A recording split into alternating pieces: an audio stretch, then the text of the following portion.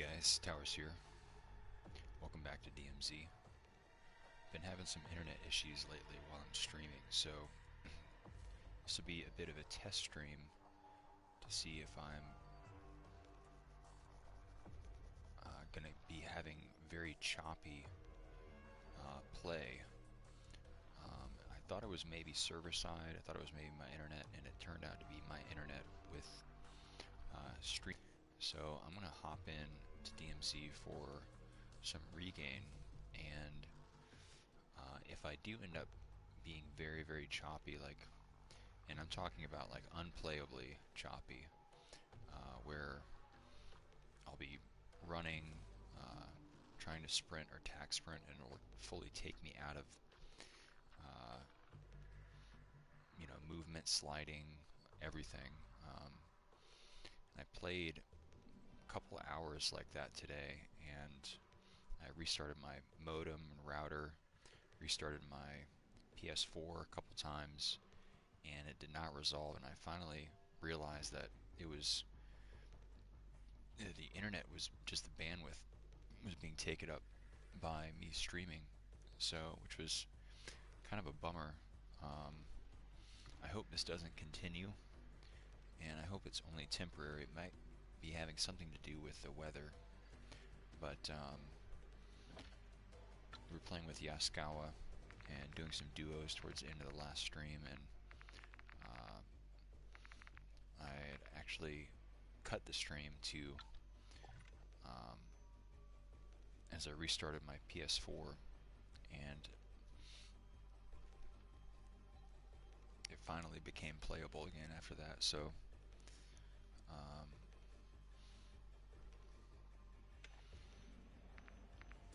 let's see, we had a bit of a crazy last raid. We were trying to push, we're trying to third party a fight at PvP spawn from high rise, and we were flying in, and we realized that one of the teams was still up on the spot we were planning to land in. Spot we were planning to land on, which was the 4-stack apartment building, and I decided to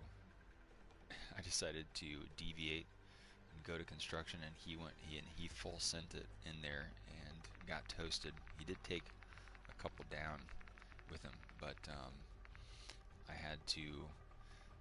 They ended up.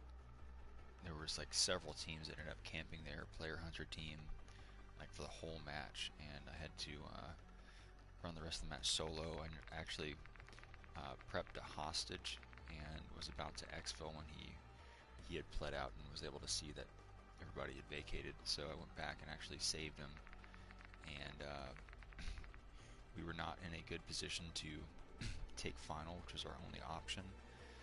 And at the very end, as we were heading towards Kosh for a normal Koshe run, we had a fully kitted team of 3 chasing us down in a Hummer, and we were able to juke them, put some damage into them, and get to a different Koshe entrance. They were, looks like they were glitching out, using the Koshe glitch out at the parking garage underneath high rise.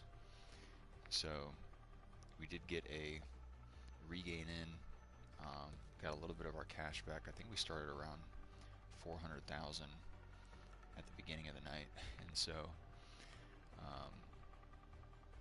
we got about 100,000 of that back, but we had to dip pretty deep into our contraband stash. We burned through all of our HCRs, which is why I was running that HCR.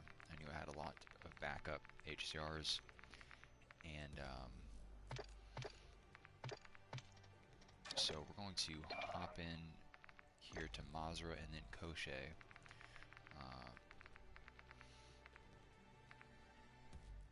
Which is good. Let's take a look at our contraband stash and see what we do have left.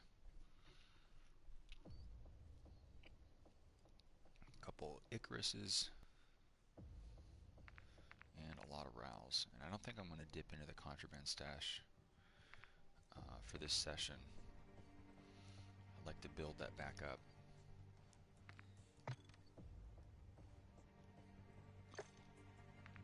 And we've got an almost kitted, that's not the one I selected, almost kitted TAC 56.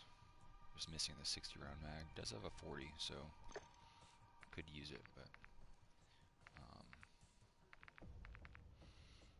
was working on a couple things. I was working on hip firing with the SMG, and I was having a lot of success with that. Really, I've been getting myself killed a lot in close range fights with the SMGs trying to ADS, and either being pulled off or pulling myself off target and not being able to recenter properly. And hipfire will save you. The SMGs are a lot more, especially if you're using a high fire rate SMG, like a Vel or a BAS-B, but it still works with a punchy. Hipfire will do a lot of damage for you, and you're going to be missing 100% of the shots that you're taking in while you're in ADS if you're not on target. So, and you're going to be actually landing most of those shots while you're in hipfire if you have just your crosshairs somewhat centered on the guy. That's a lot easier to do in hipfire. So we're actually going to change up our insured back to the hemlock, so that it's the 15-minute cooldown hemlock, so we can drop it for more contraband and not worry about it.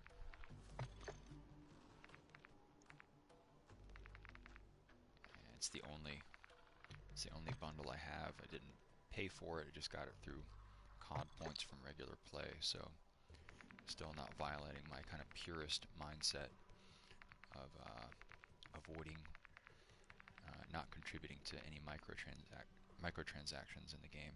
I don't believe in that. So we're going to equip our hemlock, leave our 2 slots open. Just $1,000 for 10 plates. And we're going to hop in there, and again, I do apologize if I have to cut the stream, if it's interfering with my ability to play the game.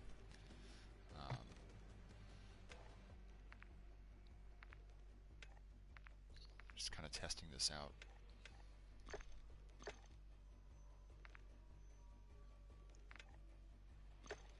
So we will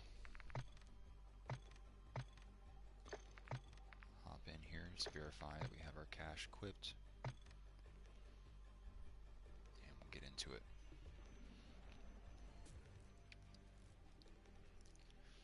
And as always, as I get into match, I'm going to turn my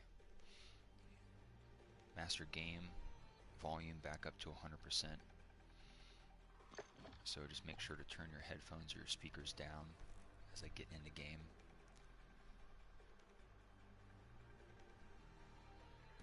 That's the only audio control I have. I have my microphone level maxed out at 100. So I do apologize. I don't have a way to change that to boost my mic level. We're probably going to get a high ping lobby at this time of day.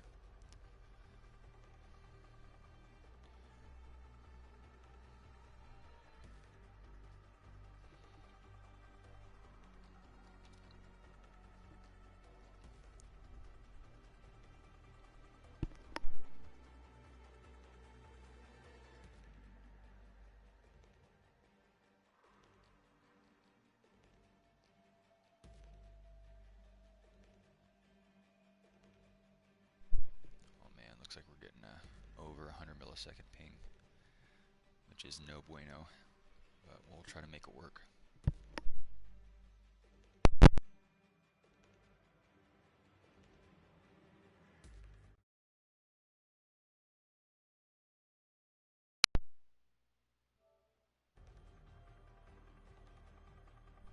Sorry about that, I was just switching controllers there to my wired controller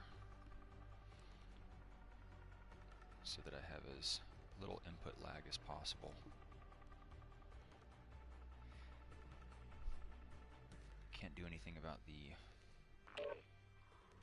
bandwidth speed, unfortunately, or the servers, but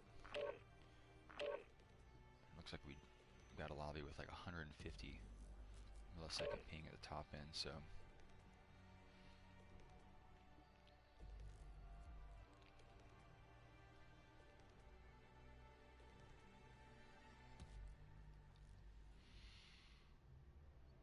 we're loading in a match, so I'm going to turn up my in-game volume.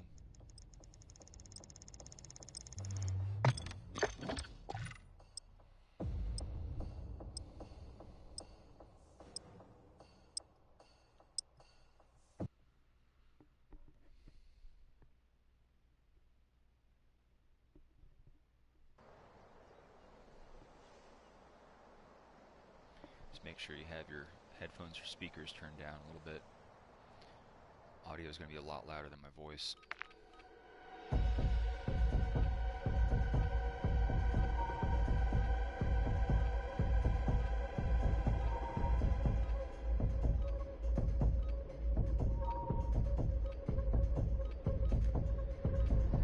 Welcome to Al Mazrah. Exploring, looting, and securing intel will open access to missions and targets. Expect resistance from local forces, and watch for other operators in the AO.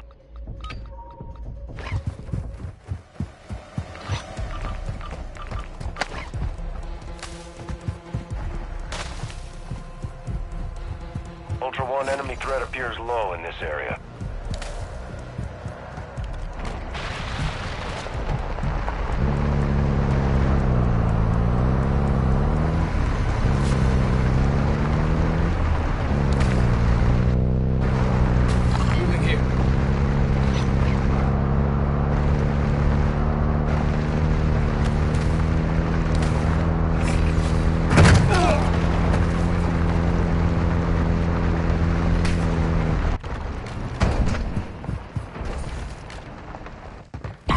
Denied area. Stay sharp.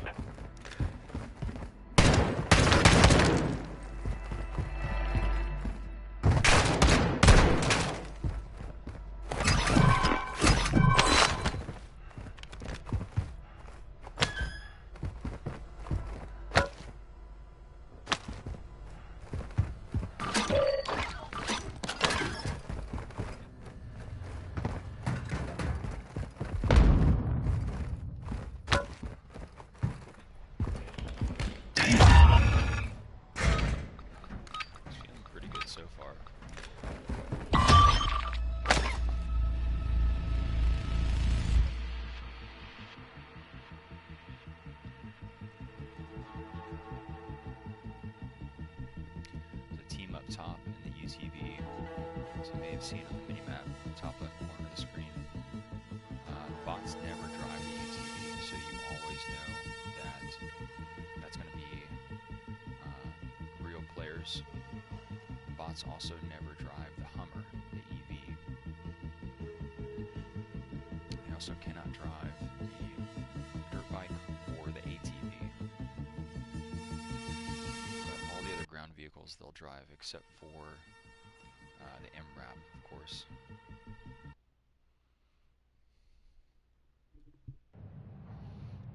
And it is pretty early in the game, so we're going to be down here with other people.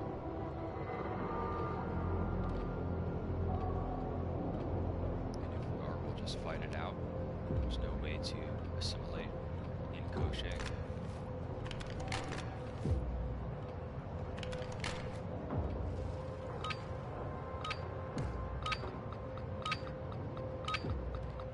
We've lost signal on your location.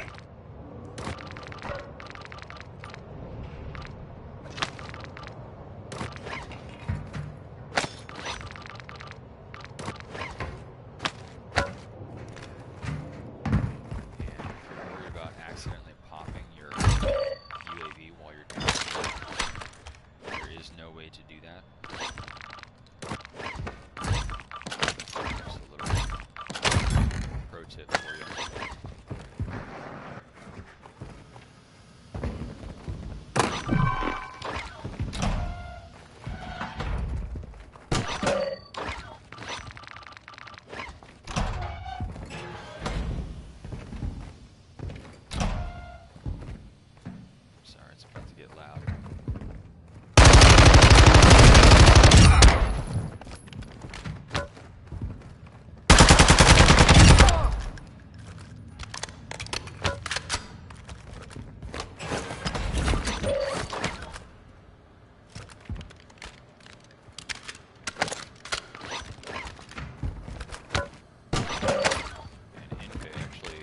Tactical grenade here.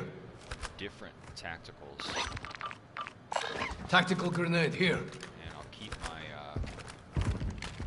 my knives for heavy players and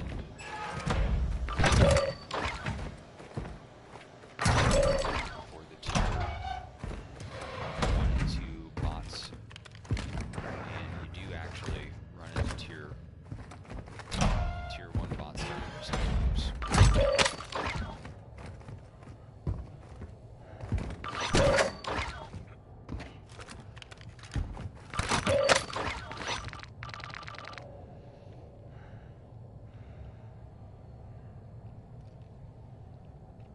don't think I'll need this.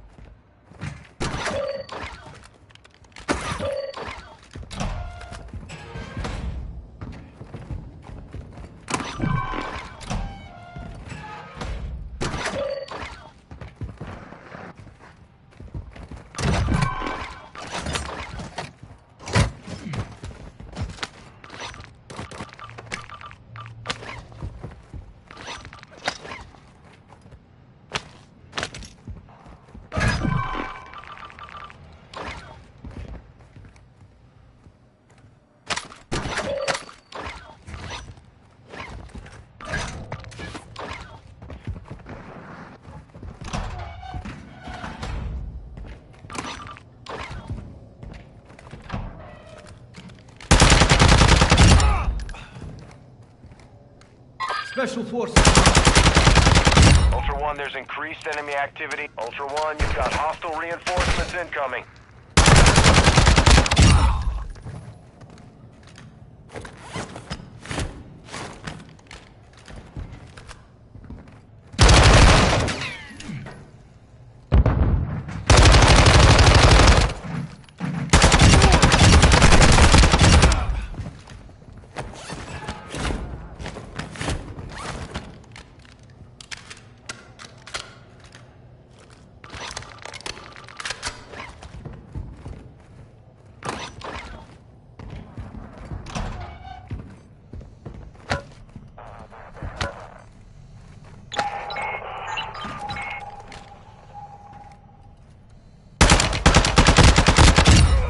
Ultra One, activity has increased in the area. Keep your eyes open.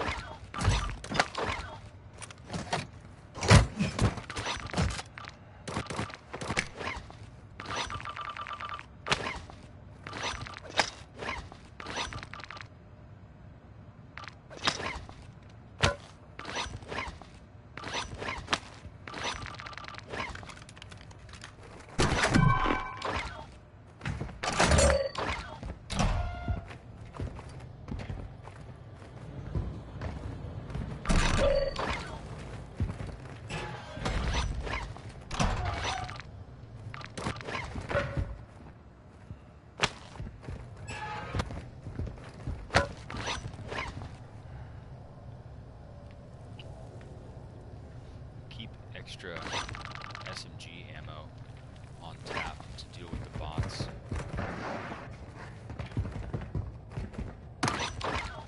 Getting the packet burst.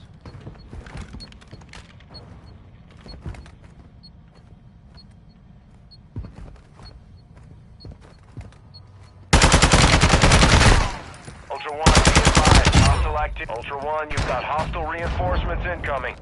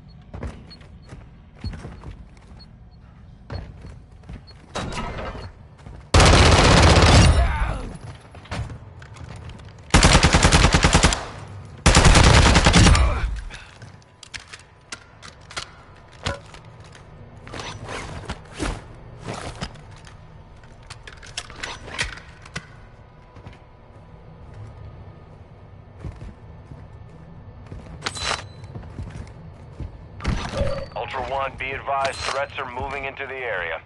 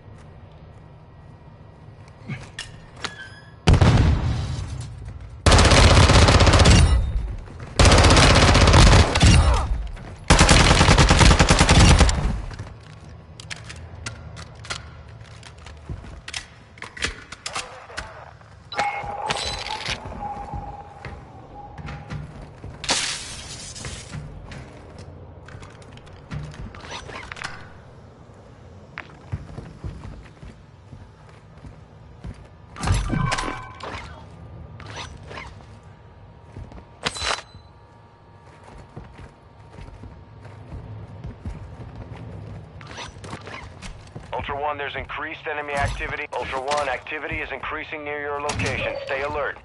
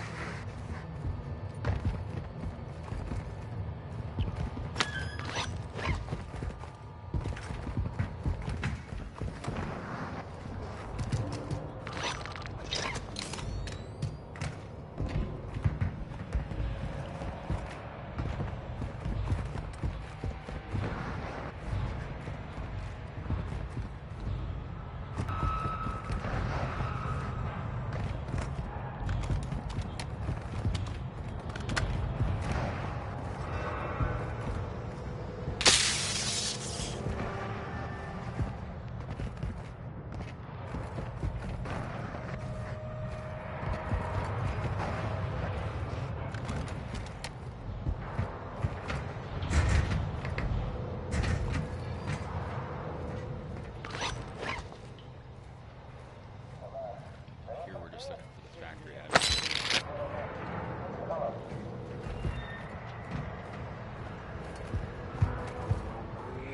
right here.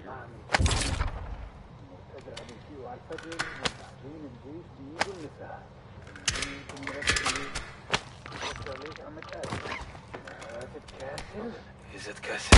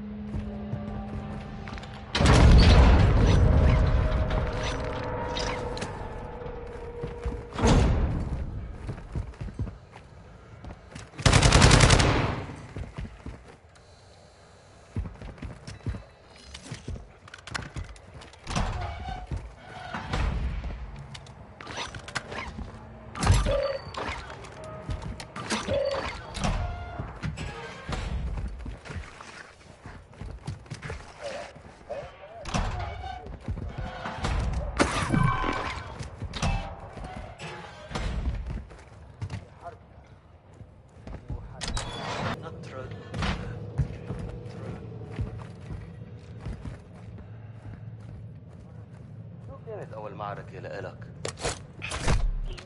الهجوم على الساحل. رح روح وشوف شو فيه.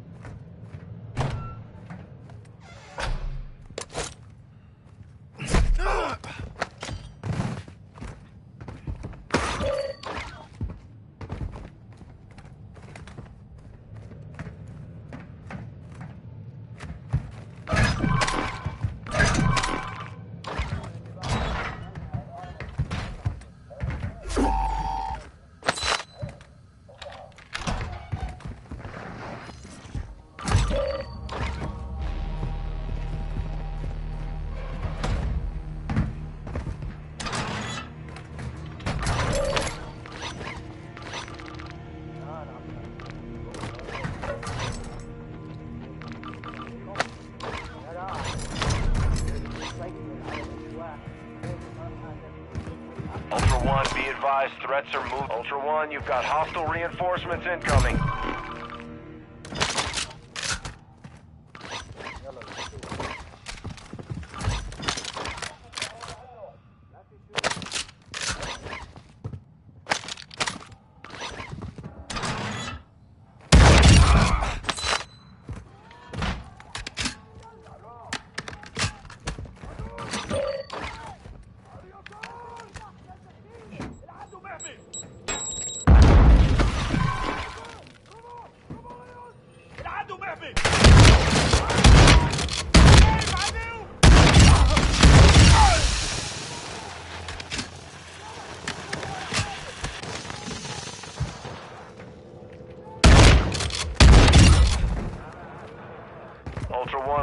increased activity in the area. Stay sharp.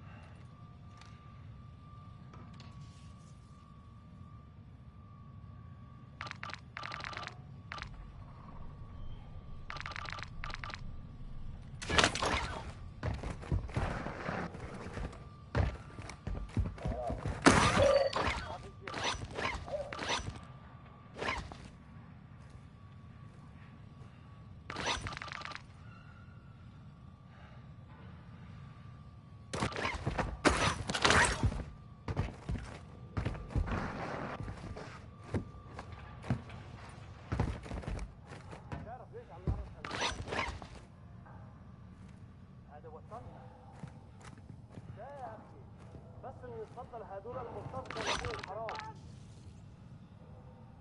لأنهم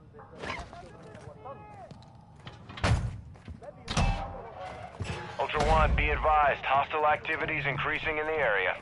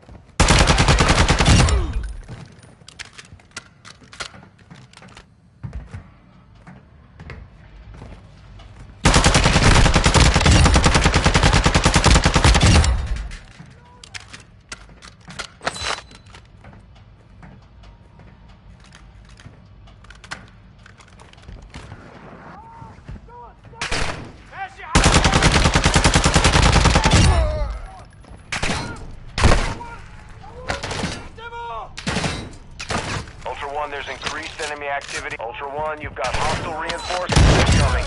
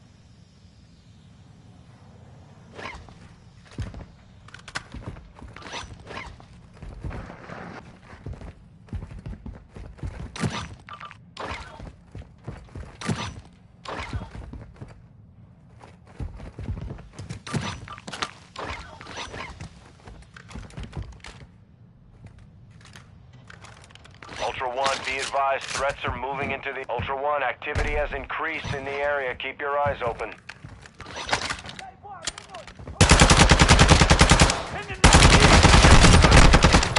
عندنا خسائر كتير.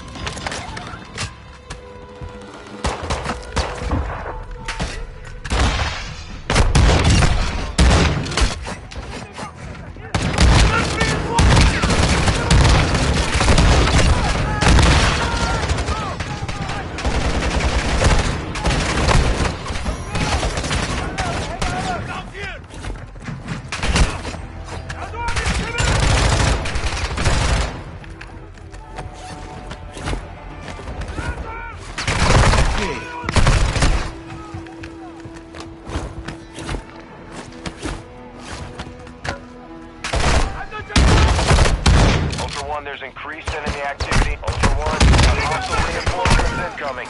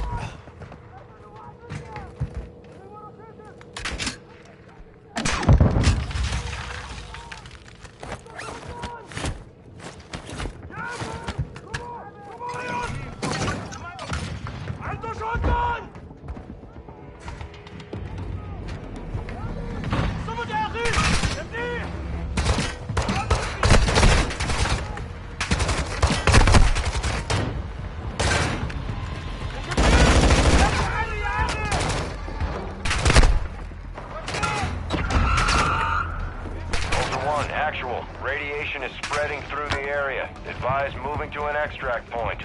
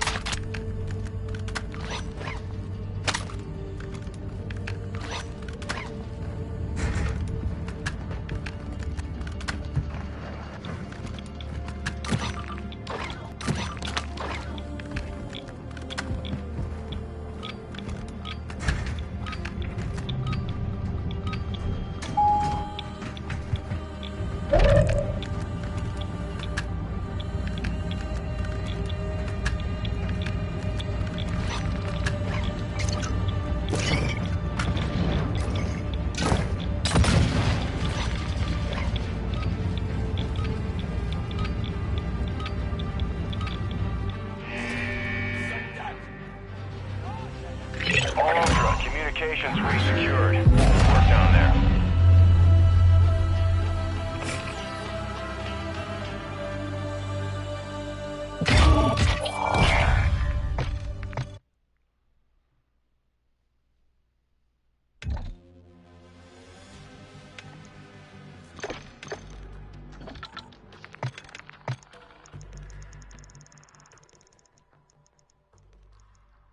Alright, so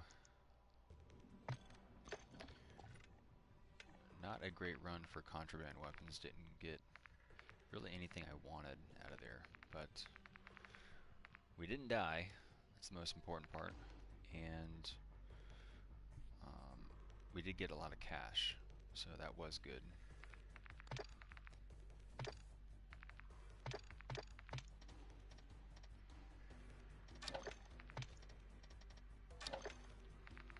Forgot to bring in an L2 card, which isn't a deal breaker by any means, but it is always easier having that exfil right there next to the bosses. And you also have a secret exfil that still many people don't know about, which is up on the second level. If you turn left out of that door at the top of the stairs, instead of turning right to go into the sniper, there is a secret exit that requires an L2 card to get out. So if you do have an L2 card and you're being pushed by teams, or you're just running out of time, you do have that option available to you. And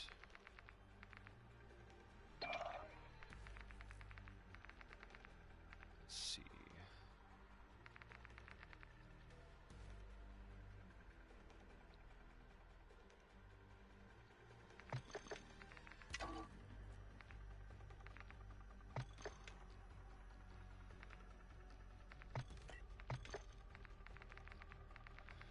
Do another regain run here. Tempered vest is definitely the one you want to run in Koshé, especially when you're fighting the bosses. It's a very good vest. It's probably the second best vest, I think. Second best fighting vest, next to the med vest. But you know, a stealth vest is always nice, no matter what map you're playing. But probably go med plate, tempered plate, and then stealth plate for top 3 for me.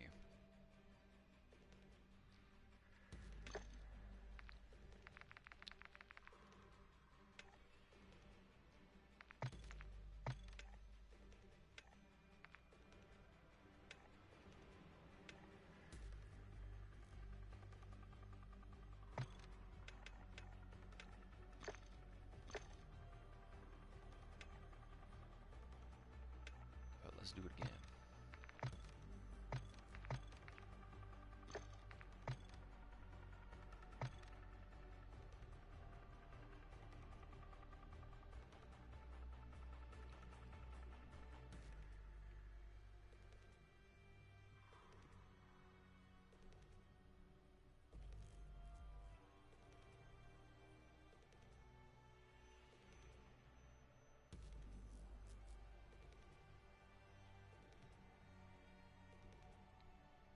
Probably would be better off taking a shotgun down into Koche, but you do find so many down there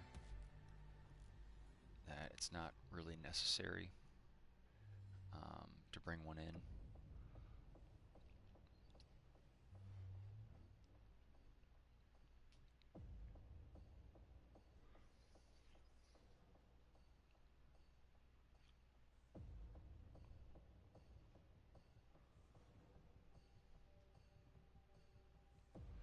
Some medium distance in Koche. You don't really have any long distance, but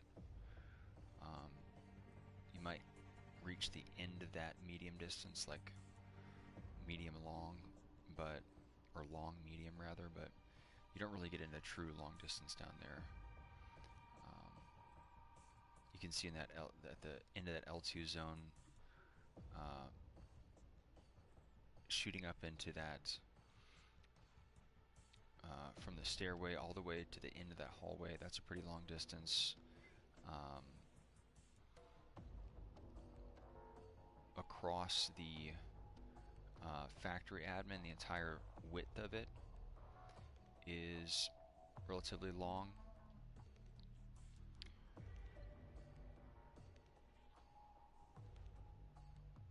So having an AR is not a bad choice. And it seems like the Hemlock does do pretty good damage to the bots. Those tier 3 bots.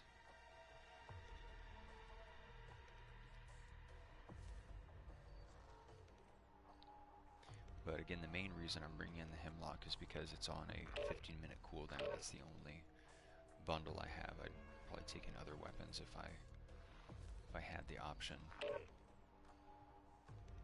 But I'm not worried about sacrificing that insured slot because I'll get it back very quickly.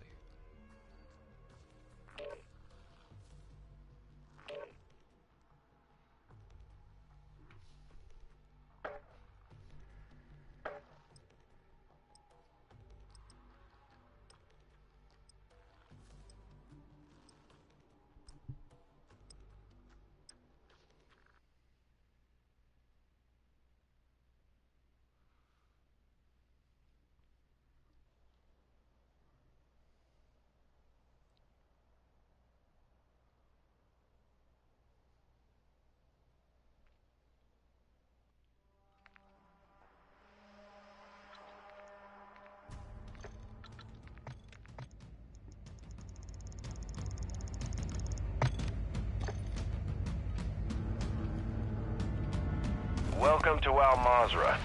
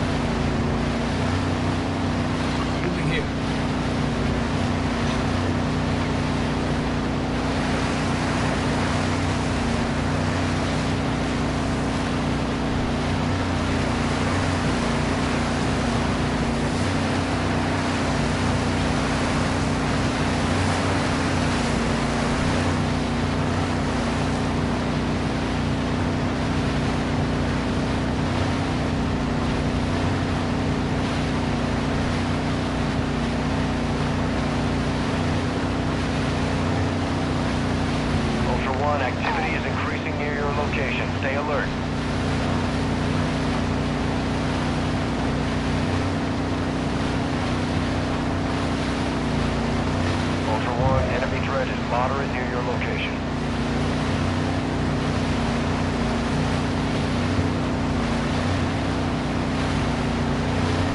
Hostile UAV in this sector.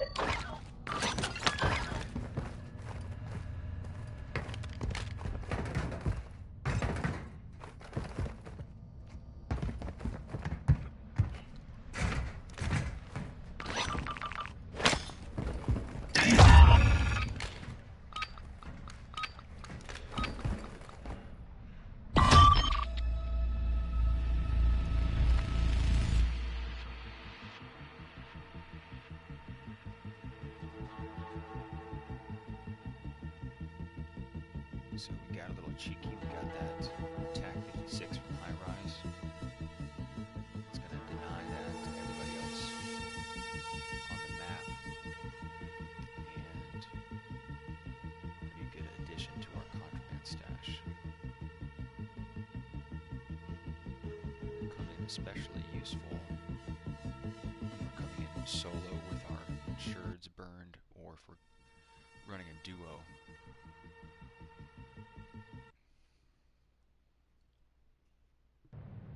But attack is a good weapon in all circumstances.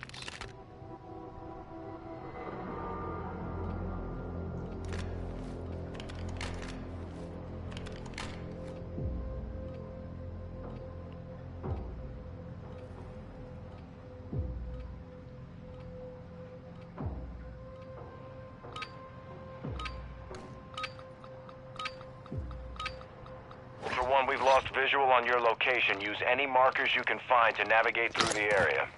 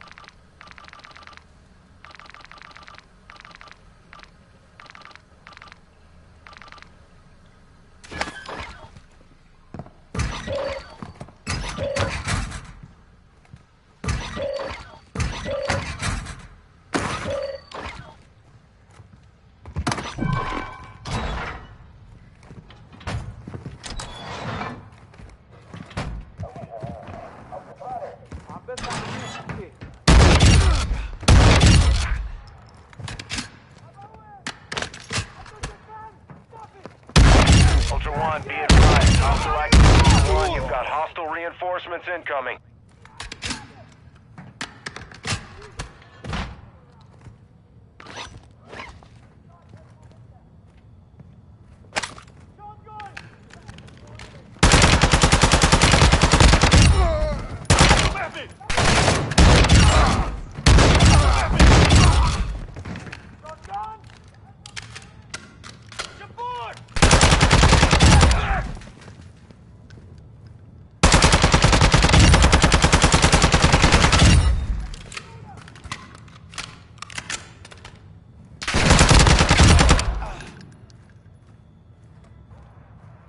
Ultra One, we're seeing increased activity in the area. Stay sharp.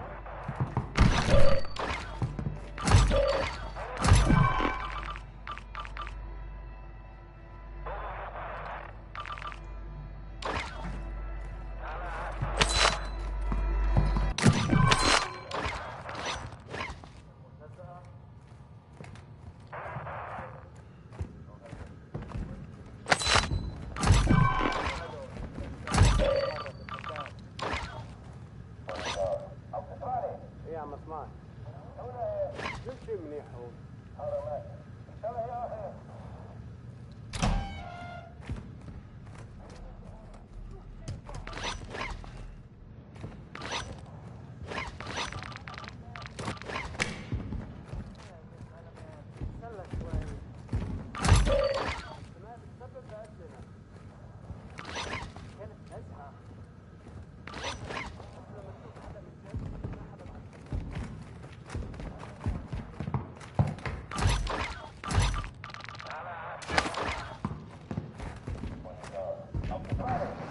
Ultra One, be advised, threats are moving into the area.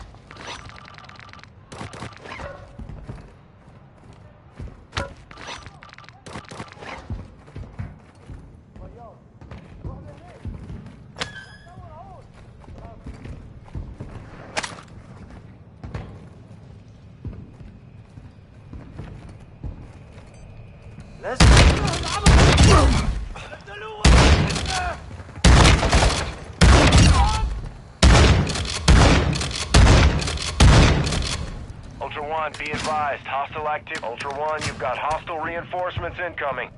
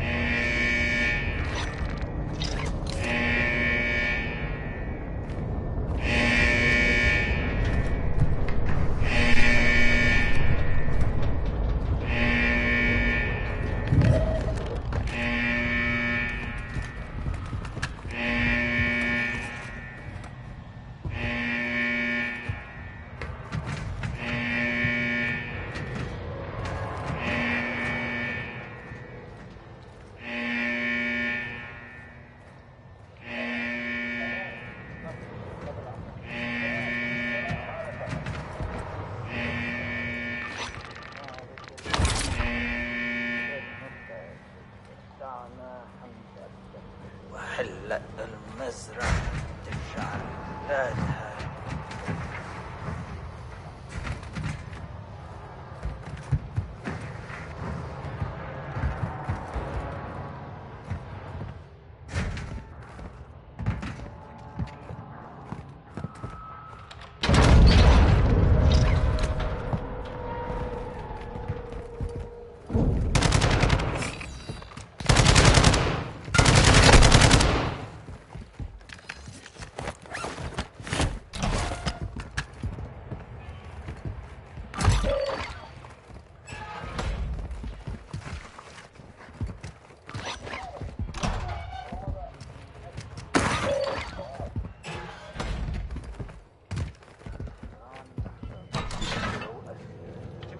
تعطينا هليكوبتر او طيارات او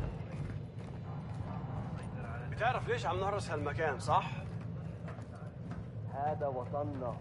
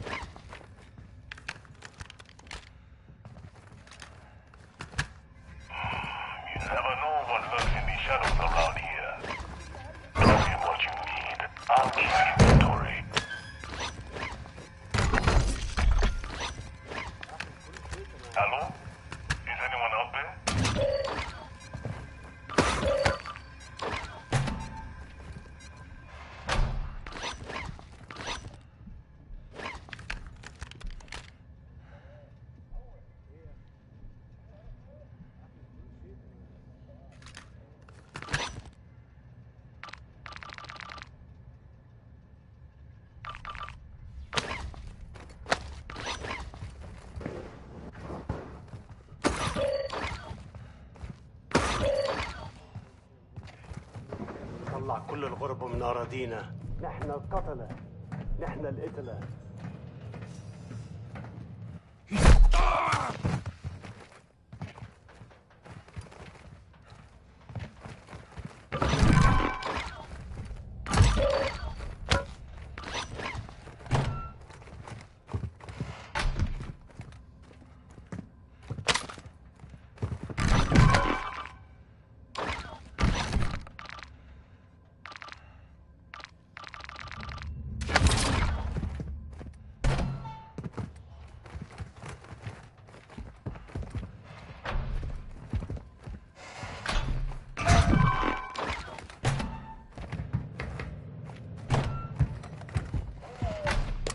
هون.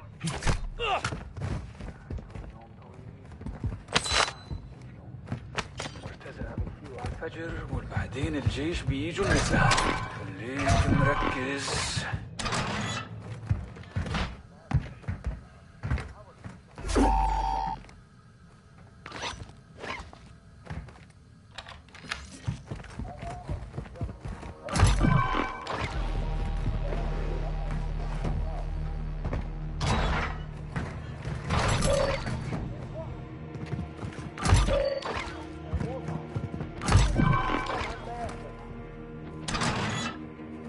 Ultra One, be advised, threats are moving. Ultra One, you've got hostile reinforcements incoming.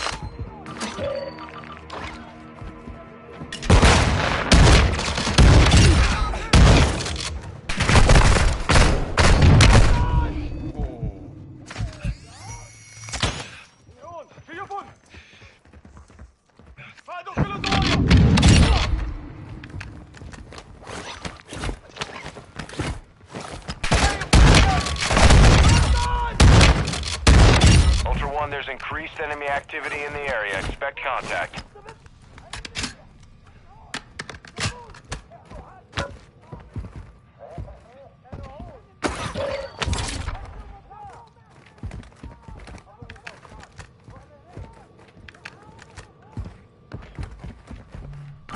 Ultra One, activity has increased in the area. Keep your eyes open.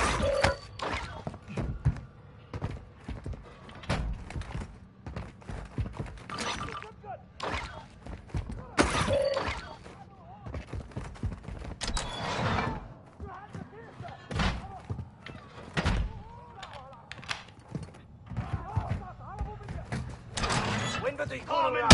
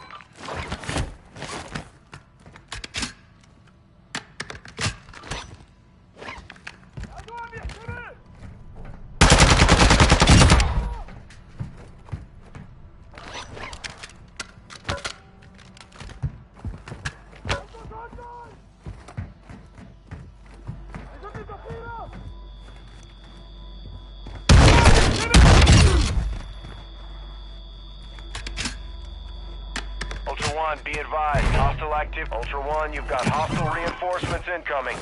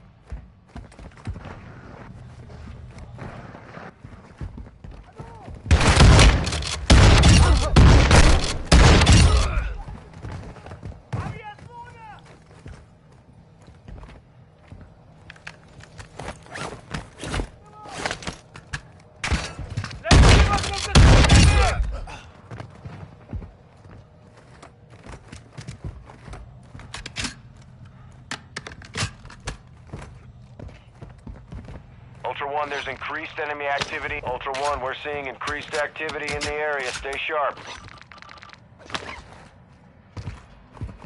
How many closer and we're dead? Reinforcements here now! Send reinforcements! Come on!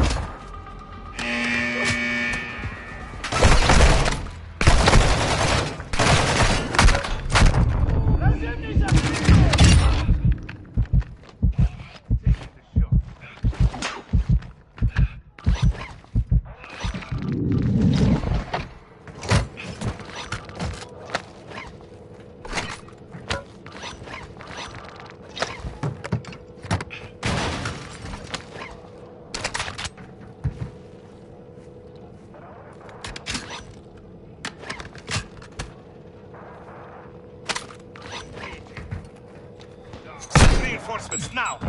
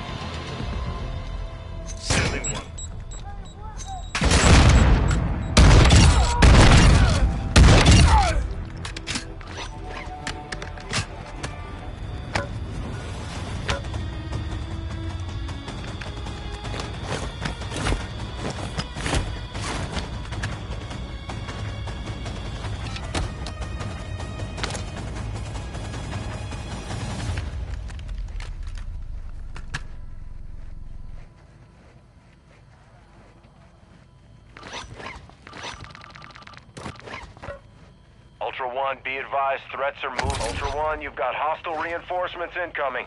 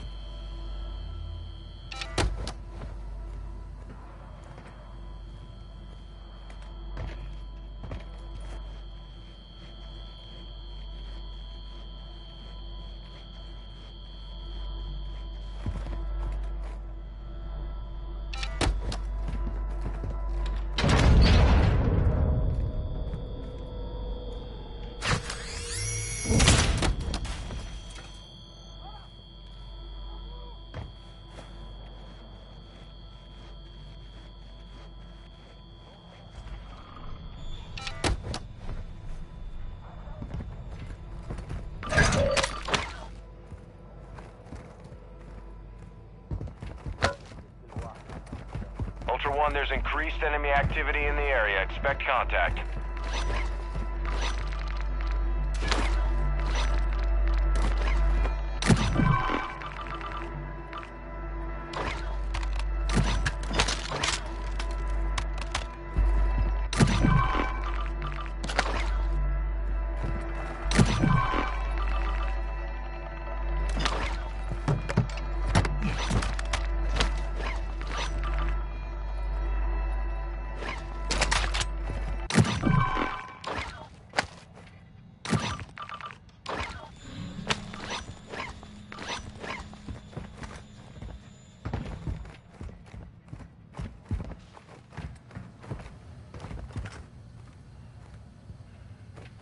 Show you the secret entrance I was talking about earlier.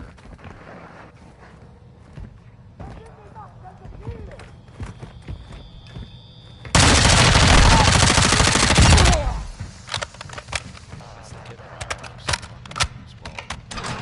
This will only help once the boss is done. Ultra One, be advised, threats are moving. Ultra One, activity is increasing near your location. Stay alert.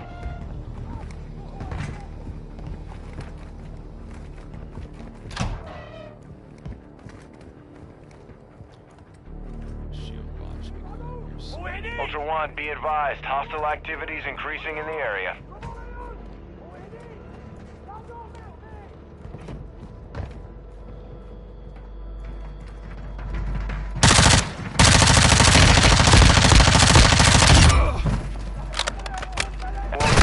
Winds are picking up in the AO.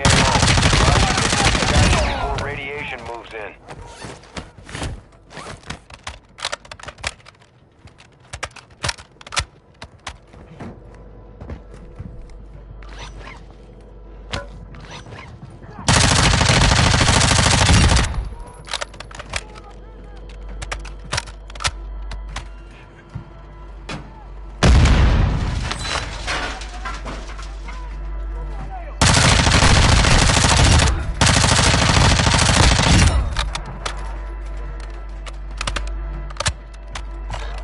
Small kill round.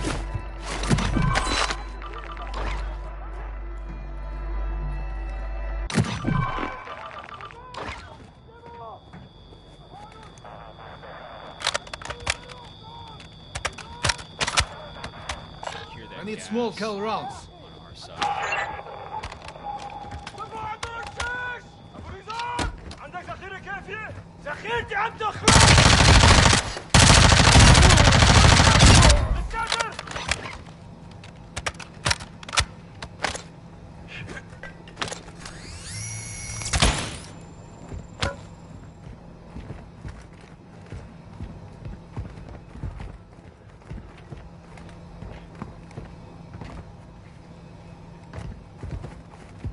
See that choppiness I was talking about?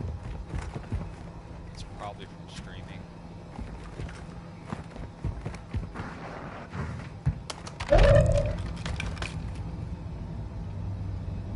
Absolutely terrible optic.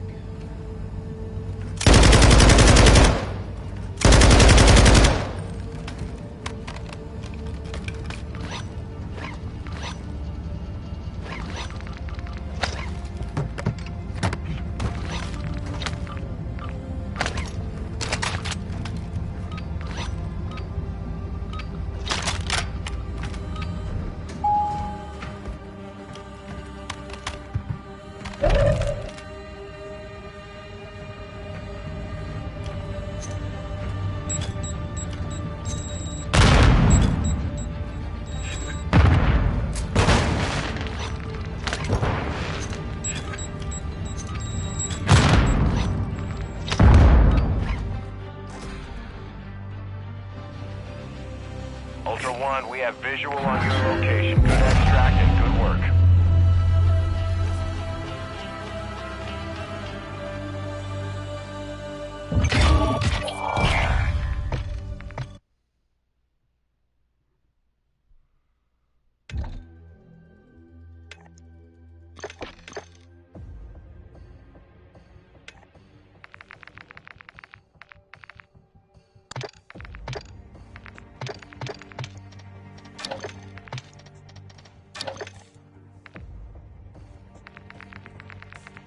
So pretty much there on the wallet cap. Got some good contraband out of there.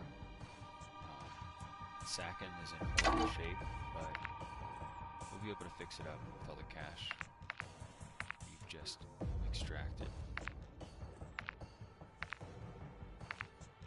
You really do not want to use any kind of thermal optic on anything except for snipers, maybe. You could see that kind of like bullet splash effect will blind you. So and the tracers themselves are very distracting. Incendiary rounds have those red hot tracers even without a thermal. You can see them very clearly, at least when you're shooting them with your gun. But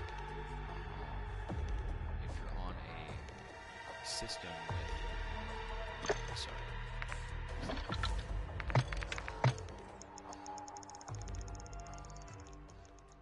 sorry about that. I was saying that you never really want to use thermal optics except for maybe sometimes on snipers. depending on the map you're playing, depending on the conditions. You know, and really only some thermal sights on a sniper, but you never want to use one on an AR or on an LMG. The rounds themselves are going to be distracting, and especially if you're using something like incendiary, which is not recommended at all. But the kind of the splash effect that the bullets are making when they impact, you know, solid objects, that's going to be blinding enough. It's actually going to confuse you. It's going to obscure your sight picture.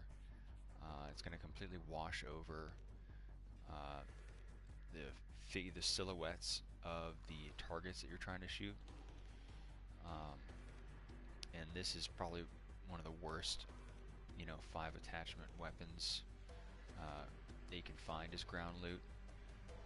It has a, you know, an unusable optic on there, has incendiary rounds, has a lightweight stock on an LMG. If anything, you'd want like a heavy stock, but again, I don't really, you know, the stock, comb, and rear grip options are, for the most part, on LMGs and ARs are ill-advised. The only one I'm currently using is a rear grip on the Geist, and that's kind of like a special case. Let's see if I can pull up my Geist build. I'm using the stipple grip here for recoil, and that's because the Geist has very bad horizontal left-right jumpiness for its recoil, so I don't want to weigh the weapon down too much more. I don't need I'm already using a like integrated suppressor on the barrel, and I didn't find that the foregrip options were that much better. I don't want to slow the ADS time down anymore. I don't want to make the gun any heavier than it has to be.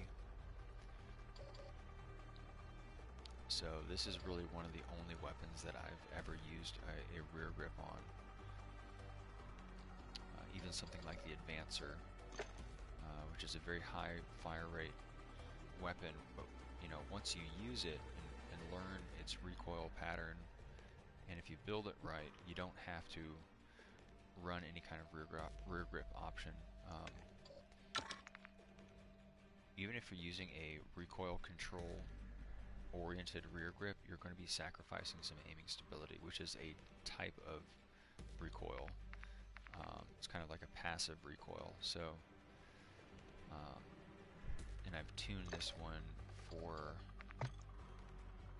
recoil steadiness and away from aim down sight speed. I haven't touched the aiming idle stability or the sprint to fire speed. I don't want to mess it up.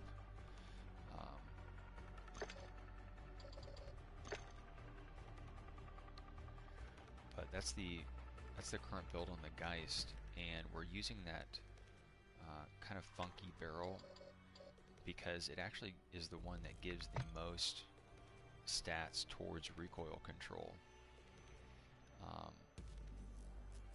It probably is, you know, the hip fire accuracy is probably bleeding into that a lot, but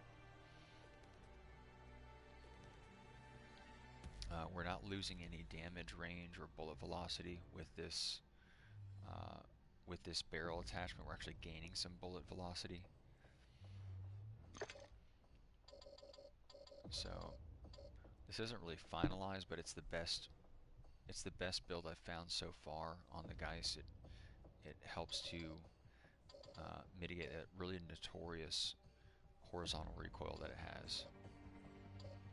And I am choosing to run armor piercing on this, even though it is a 7.62 weapon. It may not need it. I don't find that the other slots are really worth taking. You might change out the ammo type for a foregrip option, an underbarrel foregrip, but I really want to keep the iron sights on there because I think the iron sight picture is good.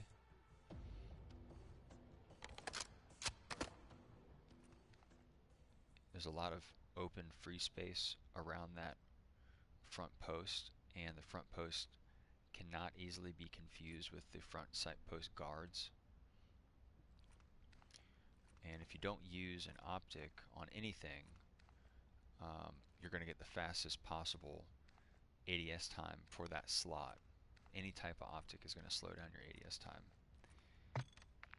And we have that VLK laser on there to help us with that, get some of that ADS time back that we're losing from the other attachments, the barrel and the magazine.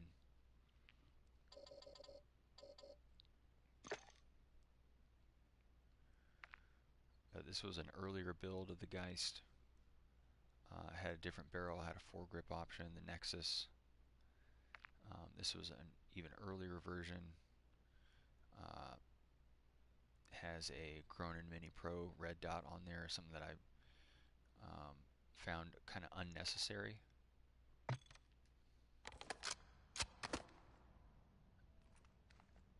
It is a much cleaner sight picture, but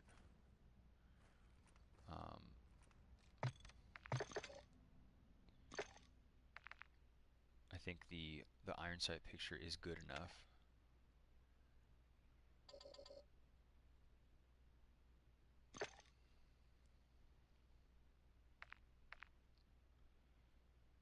And these earlier builds, I don't think I was running the armor piercing ammunition type.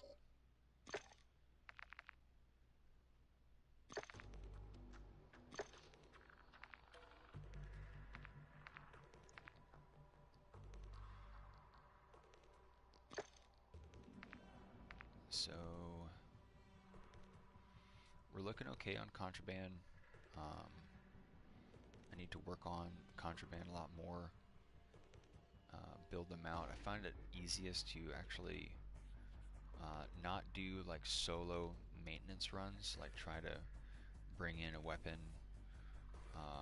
like a contraband weapon, and build it out at a workbench solo, try to get out alive. It's a lot more hassle than you should be having to deal with. You're really, especially if you're bringing a lot of cash, you know, to fix that weapon up, you have kind of a lot on the line. So you play with a little bit more gear fear, which is not fun. The game it's easy enough to regain, and it really is. The game was well designed in that regard. So you really should not be playing with gear fear. You should be looking for fights all the time.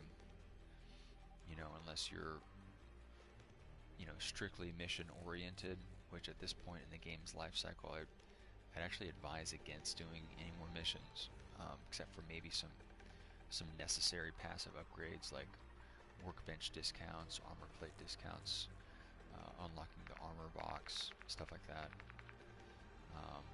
just to help yourself really be more effective in PvP scenarios. But I'll bring in a weapon like, for example, you know, the Sakin that we just brought out, and I'll take a look at the attachments on it, and I'll figure out first what I can delete, what I don't have to spend any money on, that'll make the gun immediately better. And in this case, you know, even though it has an optic on it, I would actually be better off with just the iron sights. It'd be a lot more clear. I have a faster ADS time. Even though the iron sights on here are kind of jumbled, they're better than this optic. So I delete the optic. I delete the lightweight stock option. Delete the incendiary rounds. Delete the bipod. So really the only thing I might keep would be the muzzle device, and I kind of build up from there. I'd build in priority order, spending my cash and time at the workbench wisely, so that you're not caught with your head buried in menus and shot in the back. You know, so I have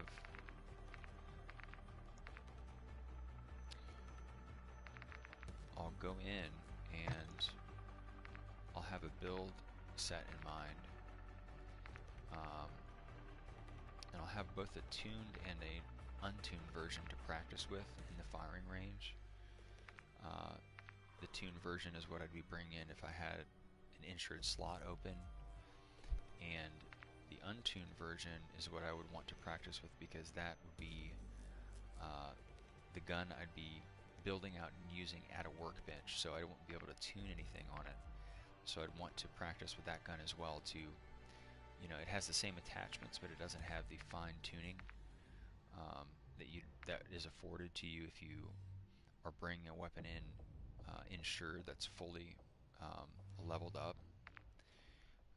So I would go into, you know, I take a look at the attachments that I've decided on,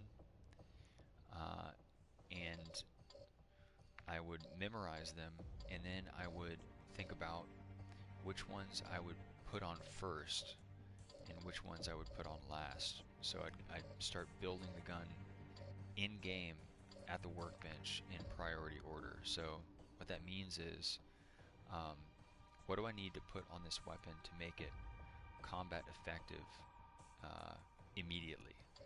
And the first thing I need to put on this weapon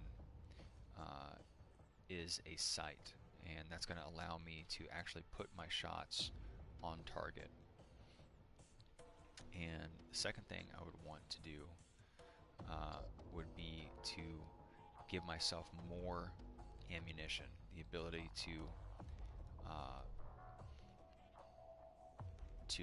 you know, put out as much damage as possible for as long as possible. So the build priority would first be a sight, some kind of optic to allow me to hit my shots, and then I'd have a magazine option to give me more shots to hit, and then I would start building the weapon out for accuracy from there. So the third priority would be to put on the long heavy barrel, and that's going to help my recoil. It's also going to help me put that damage out as far as possible, so it extends my damage range. And then I would put on the final kind of recoil attachment. That would be, in this case, a side grip in the underbarrel slot, a foregrip. And then finally, because I'm putting on all these other attachments that are going to slow my ADS time down, I'll put on an ADS laser, and that's kind of the icing on the cake. So that with that ADS laser, that allows me to get some of that time back that I'm losing by using an optic, by putting on the biggest mag, by putting on the longest, heaviest barrel, and by putting on a foregrip, which all weigh the weapon down even further. And you have to remember, with an LMG, the weapon's already heavy even without all these attachments. So I find that an ADS laser on all LMGs are necessary, and the ADS laser actually gives you more than just ADS time. It gives you aiming stability, a type of passive recoil, and it gives you sprint to fire speed. It allows you to get the bullets out of your gun quicker from attack sprint, which is, you know, you're often going to be repositioning, getting into a firing position, and you're going to want to be outputting damage as quickly as possible. So sprint to fire speed is actually important, even on like a sniper rifle, because if you have your input set up correctly, like on controller, you'll want to turn on your automatic tac sprint, so you don't have to waste time by putting another input into the controller to get into attack sprint. You don't want to have to click in on your movement stick, you know, to start moving as fast as possible.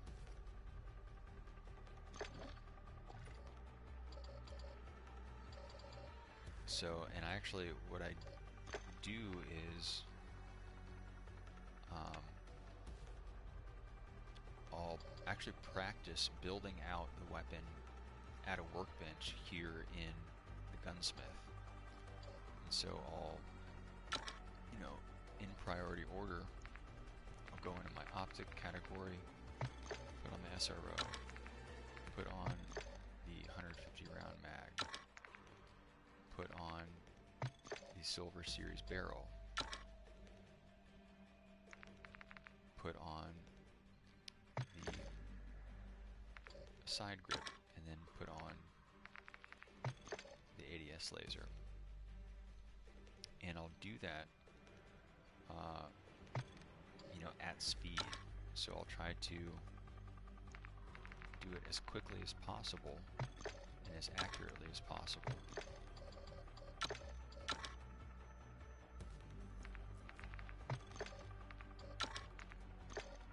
Messed up there. But that's why we train. And I'll reset it and do it again.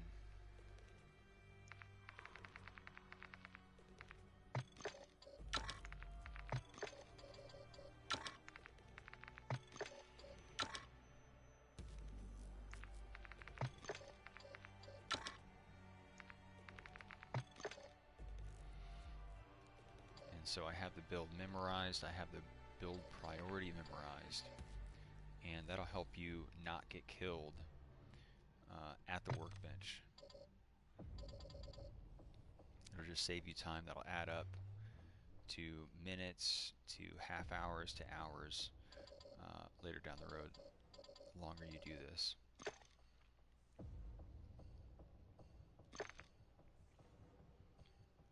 So let's see if I can remember Old Faithful.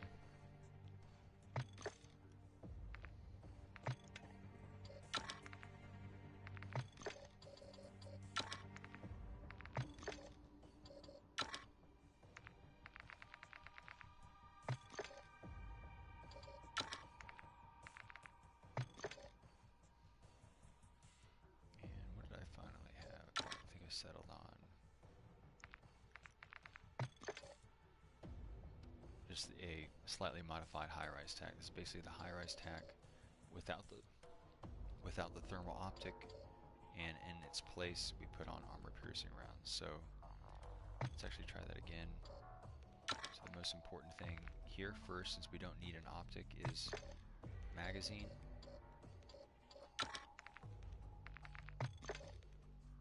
Full damage, maximum reach on the damage,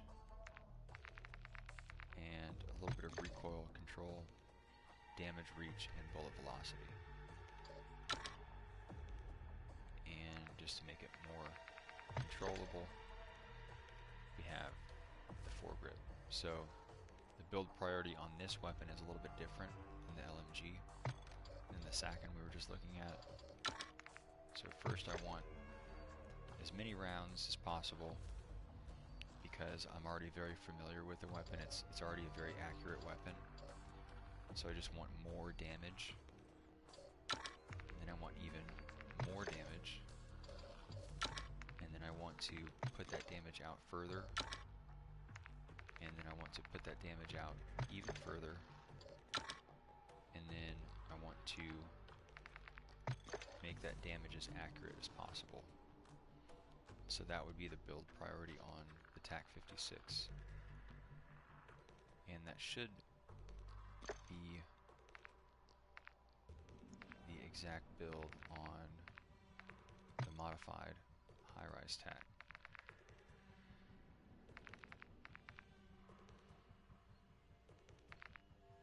So that would be this build, and I actually just changed up the foregrip to the Nexus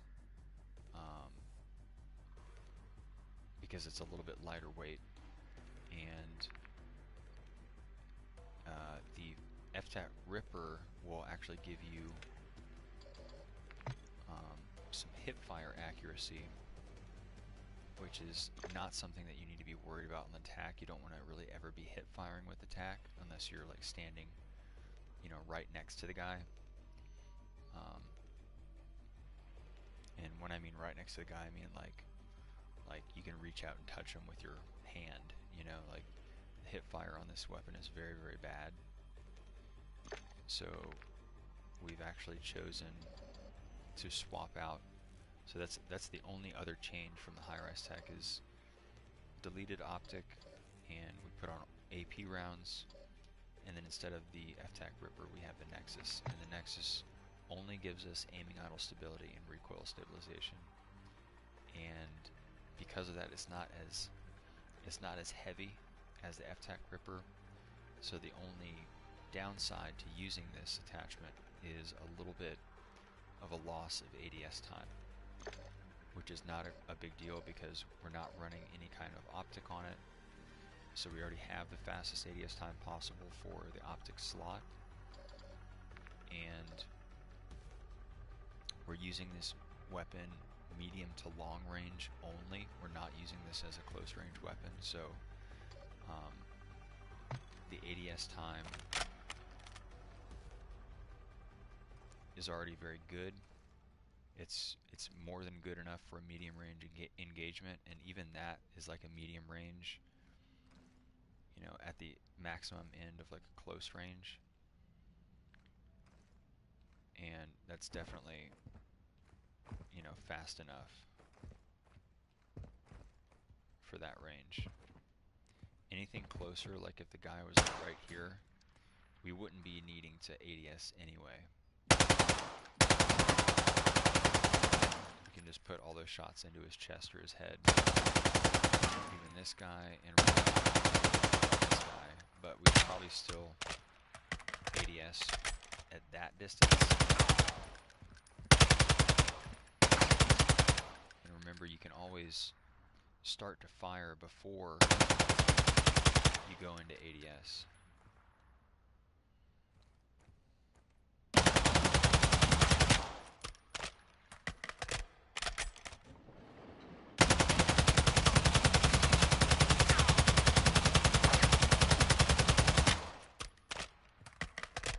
So you can see I started to hip fire here, and then I was able to drill all the rest of the shots right here.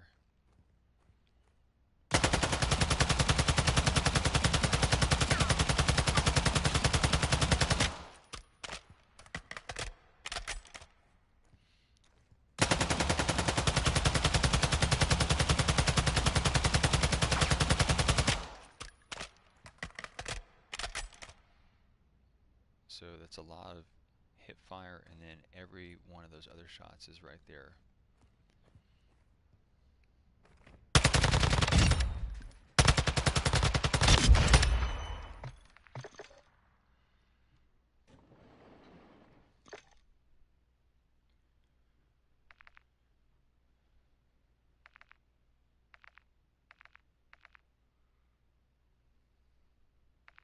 This is just a blueprint, and this is what I was using to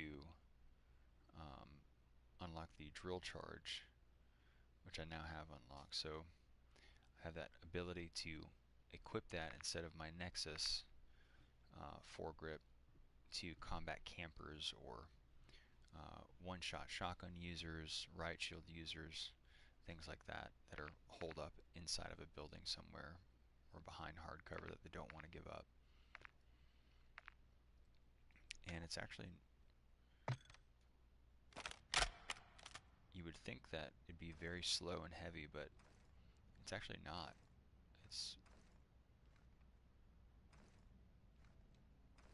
you know, I can't see really any discernible difference between this and the Nexus in terms of ADS time, even though you've got a gigantic, you know, grenade launcher under the weapon.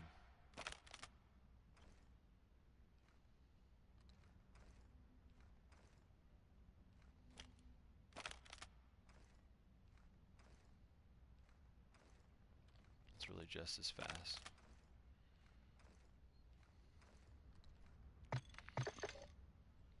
So anyway, guys, I'm gonna cut it here. Thanks for tagging along. I hope you had fun, and I hope you learned something. And I'll catch you guys very soon in the next one.